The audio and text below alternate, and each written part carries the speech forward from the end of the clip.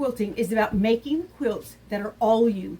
No templates, no patterns to figure out, just you and your fabric. And the freedom to do whatever you feel. But how do you get started? Well, that's what I'm here for. I'll show you how I get started on an easy does it improv quilt that will help you use up scraps and find novel ways to piece and feel good about your work.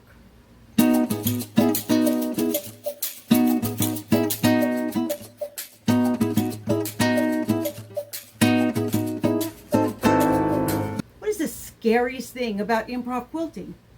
Answer in the comments and I'll tell you how I overcame those fears in the next improv video.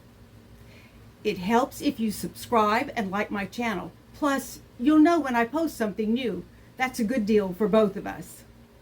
To get started, let's talk about choosing color, pressing, and sorting your fabric. This is something that I do every time I begin an improv quilt. I begin with the very smallest of scraps, and I will show you a couple of those. Something like this. They are tiny. I add the small scraps together, and after I have several small scraps together, I begin adding that to the medium-sized scraps. Here are a couple of those. You choose your colors, and you press and sort those. I am going to show you how I do that in just a few minutes.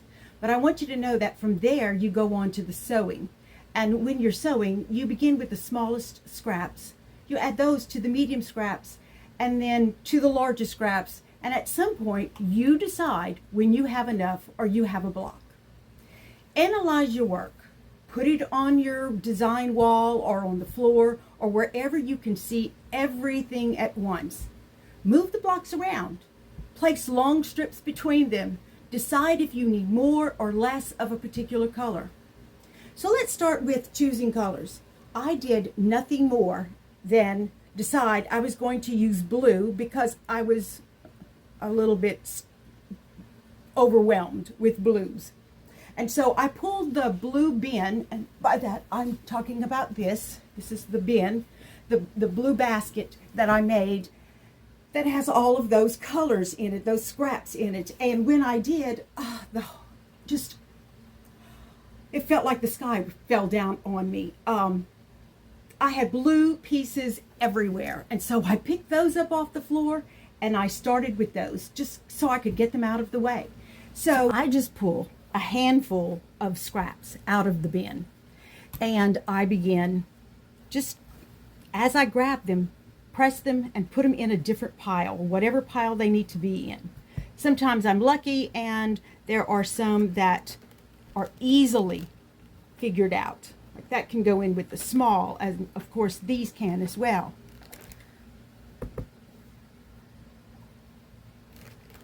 Here I have a bunch that are all kind of look like they were all put in together, and so they can just be pressed one time, but I'm going to kind of look through them. I like knowing about. See, I have one that's already seamed together, and it's okay. I'm going to put it in there just like that. This should be in the mediums, back into the smalls. Here's another medium. Another small, and I'm going to just do one more. Well, no, I guess I'll do two.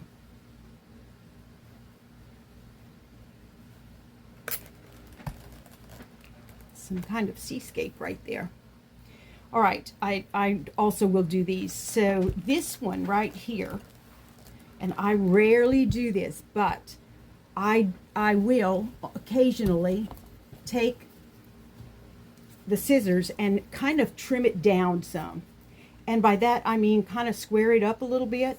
I don't always do that. Sometimes I just throw them in and decide what I'm going to do with it later. That just depends on, I guess, what I feel like doing. I'm not really sure. It's all improv, right?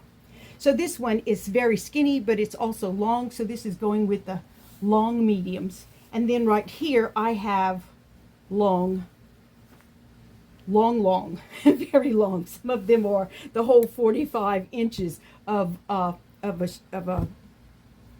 end to end. Sorry about that.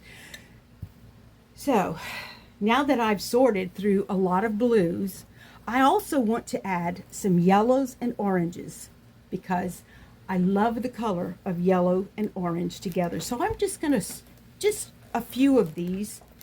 And again, I'm going to straighten this one up.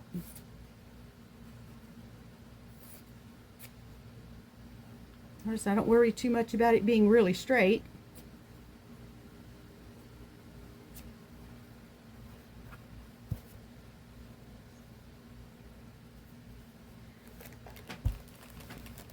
I don't know why there's a red in here, but I'm going to press it and toss it in. It probably will find its way into the quilt eventually.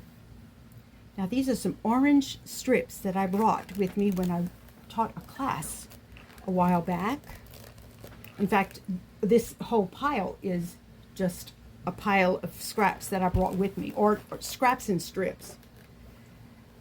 And so I'm putting them on top of the blues. And what I'm going to do, I'll show you what I'm going to do when I get to the sewing room, but I usually start with the blues, and I try to get most of the blues, or a lot of the blues, kind of out of the way. And the reason for that is I have a lot of blues to work with, and because the majority of my quilt, if it goes the way I'm kind of thinking it should, the majority of my quilt, this quilt, will be blue. So I'm going to use blue as a neutral. It'll be the background for the yellow and the oranges.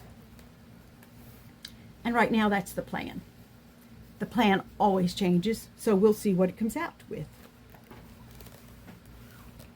I have some neutrals in here, very low volume neutrals. I'm going to have to do something with this. When I pull it, I will have my seam ripper close by and can at that time clean that up.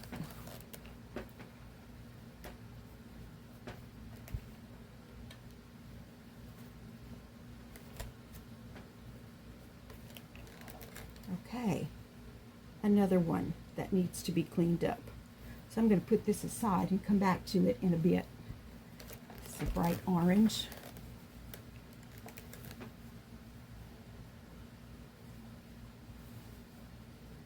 This is a full strip, and this one is almost also a full strip.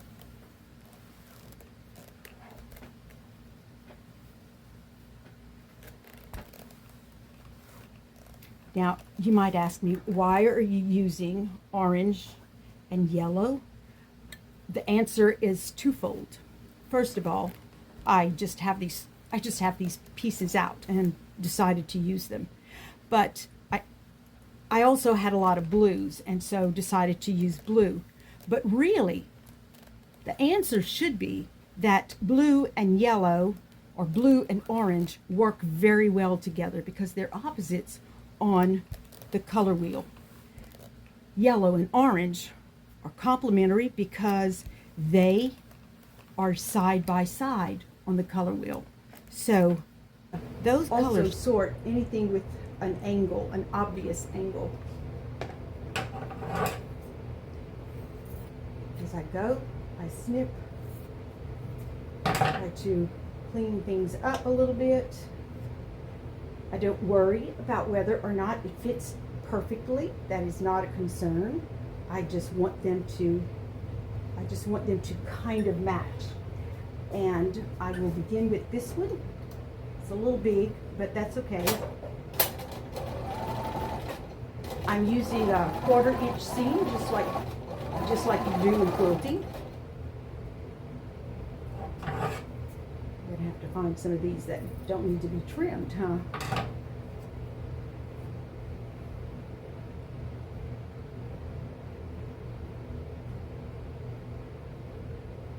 Now, sometimes you can find something that matches, but it matches on the width rather than on the length. And this one will match, even though it doesn't look like it right now. It will match. I will stitch it, and then when I come back to pressing everything, I will be able to trim things down so that they fit each other. I understand that there are teachers who say, oh, if it's improv, you can't use rulers, but that's not my deal. I believe that if you have a ruler, you can use your ruler if you need it. In fact, I use my rulers for every quilt that I've ever made. I like to straighten things up. It's very comforting and quiet and soothing and all the things that you want when you get into a Zen state. Notice I'm just trimming right here with scissors. It's fast and easy, and I'm going to press a couple of those and start using them with more of the ones that I have. All right, back to sewing.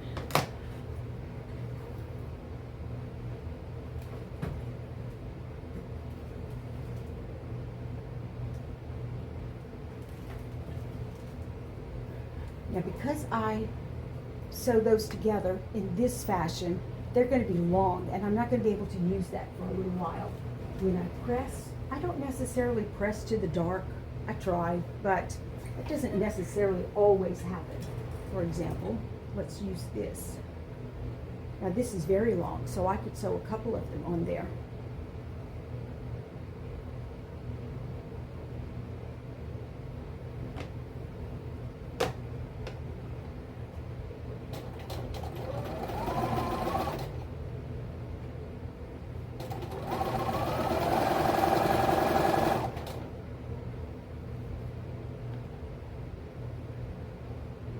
Because it's really long, I'm going to add another piece.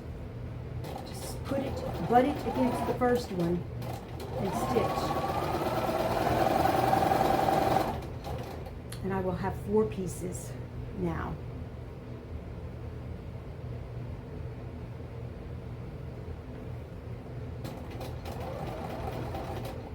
So now I'm sewing, I didn't show you that, I'm sewing 2 pieces that I had that I've pressed. I'm sewing those 2 together. And I'm trying to center because, let me do it this way, because one of them is not cut straight. It's got angles on it.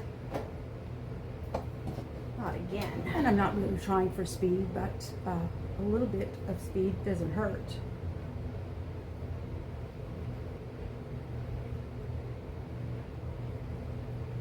Now I have a lot of this blue right here, so I know that I'm wasting right now, but it's a scrap, and I want to just use them up.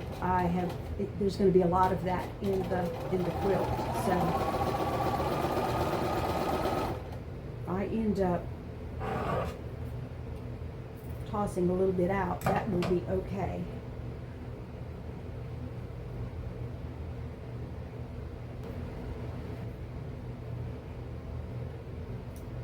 A wonderful friend gave me her scraps, and she uses cave fabrics, so I am lucky enough to have some cave fabrics that will go into this quilt, but they're all very, very tiny pieces.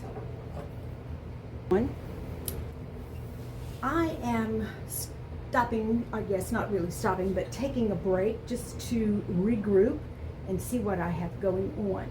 I began by sewing 2 pieces of the little bitty pieces together, and in some cases I sewed them together this way, or I added a bigger piece that way, and eventually it gives me a much larger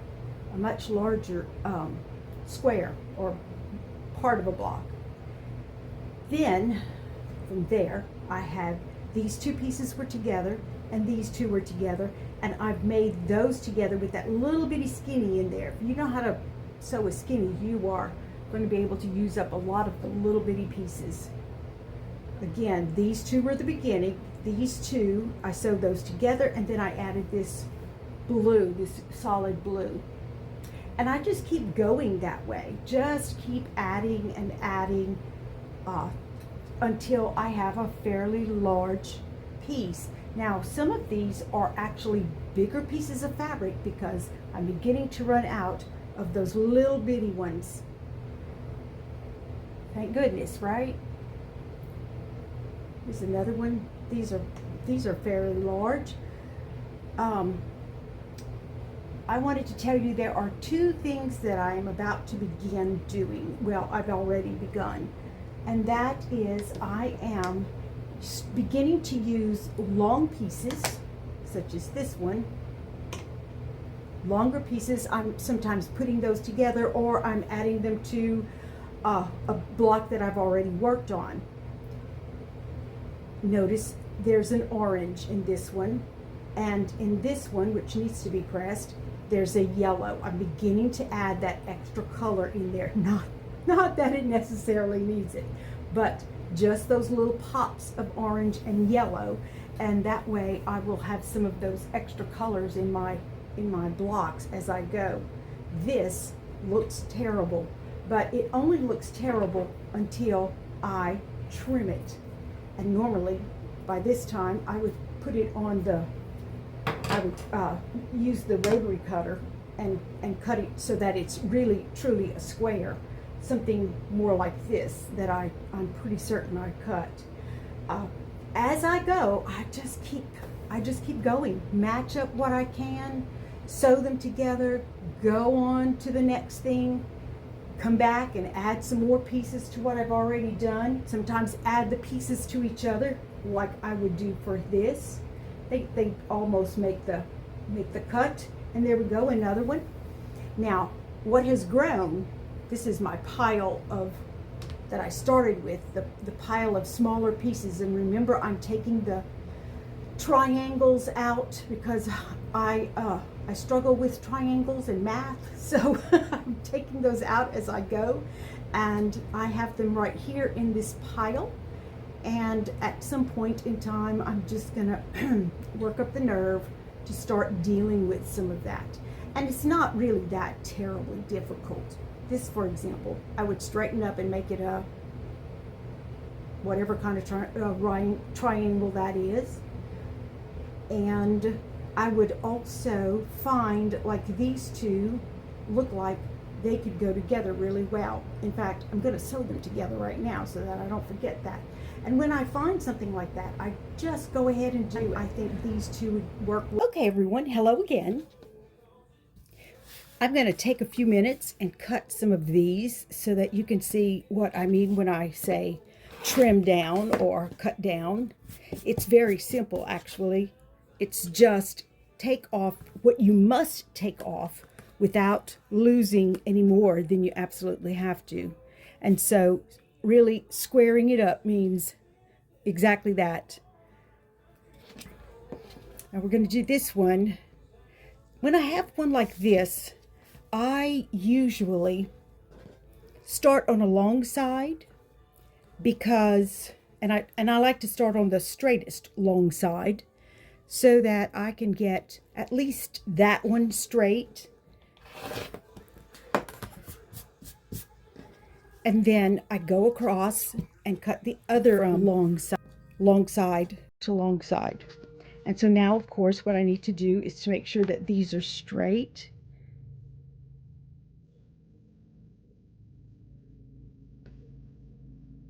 This one is so close.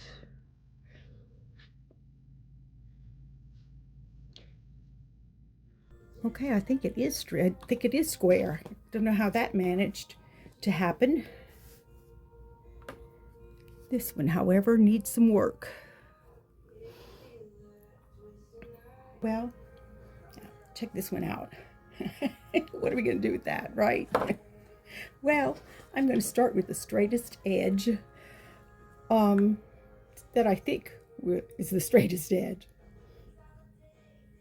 This is because I tried to add edges to one piece. Remember, I told you I don't work with angles very well, corners at all.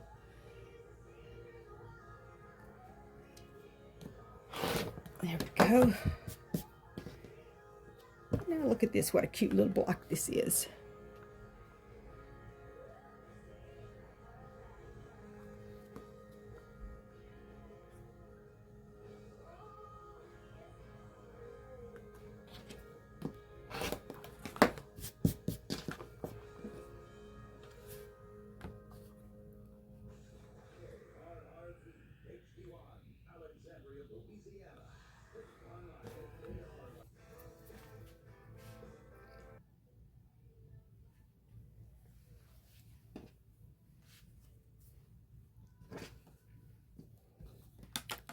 I like putting the long ones together.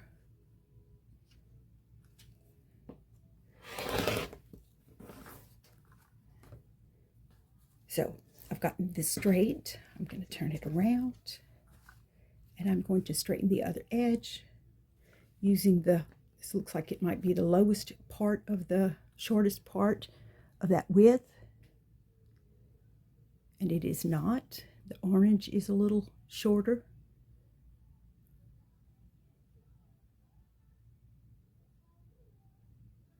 Okay, let's see if I can get this straight. When it comes to 1/8 of an inch. Oh, goodness.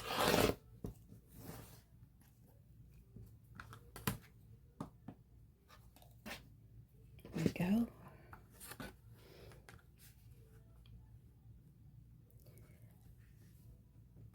I also find that I can't look too much at the block itself when I do this because I want to use a seam quite often. This doesn't feel right. I didn't think so. Okay, so we have to do something to straighten this up. And that something is going to be to trim this again.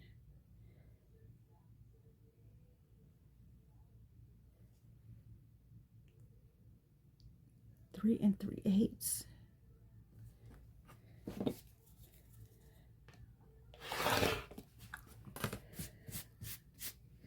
Okay, let's see if that's better. Much better. Right, I need to straighten up this orange big one, and then we're going to call it. I think I'm going to start with this side.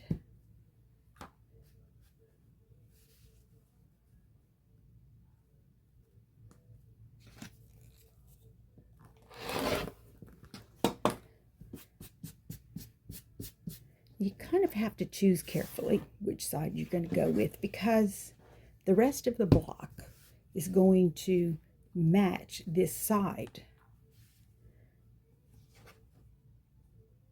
And if it's at a big angle, then you're going to have a lot of stretch because of the bias.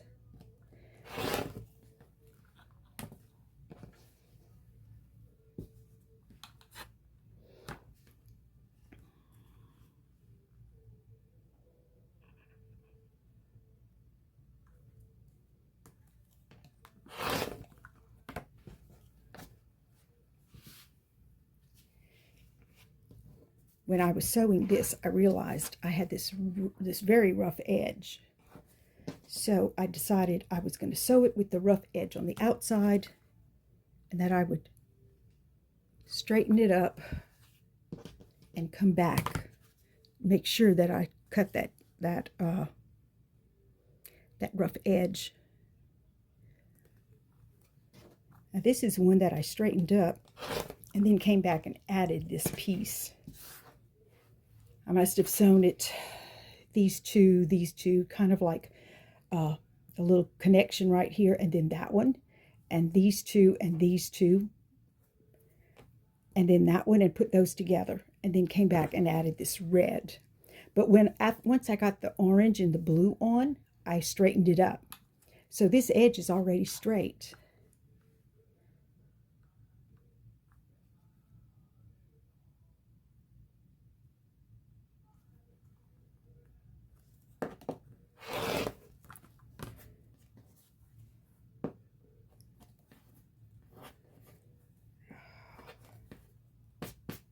It is completely me. I don't press hard enough. Okay.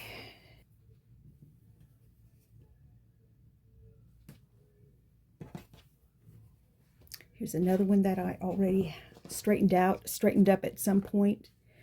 And so now it must be this edge. Let's see how straight this is.